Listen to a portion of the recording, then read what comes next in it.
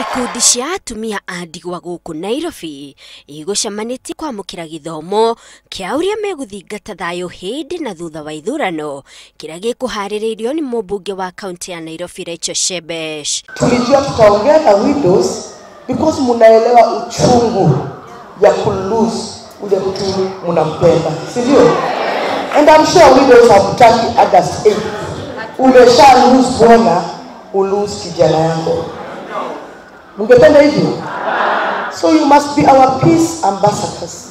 Mũmbunge ũyũ ningĩ nĩ amorĩtie kwaga gũtegera gũtũ ateti arĩa maratambia ũteti wa ũkabira, akiuga rĩrĩa bara yatuthũka atumia na ciana nĩo manyamarĩkaga makĩria ona gũtigwo marĩ a ndigwa. Nyinyi wa mama Uhuru mkipiga kura hata waita State House mwende mlale huko, mtarudi tu ghetto. Nyinyi wa mama wa Raila akipiga kura, mkipiga kura hata waita Karen wake, mtarudi wapi? Ghetto.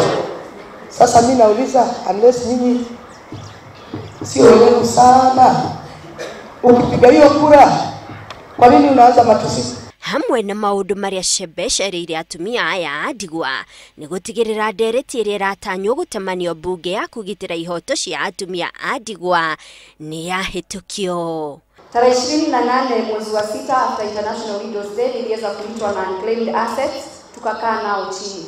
Wakaniambia wako na 40 billion financial asset, pesa taslim 40 billion. Yenu nyinyi wajane. Mabwana wetu walikufa bila kutuambia wana account, bila kutuambia wako na insurance. Hii pesa huwa inapelekwa kwa unclaimed assets.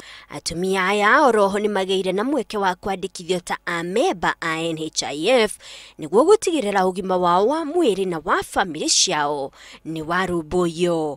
Handũ-inĩ ha Inooro TV, njĩtagwo Monica Kagoni.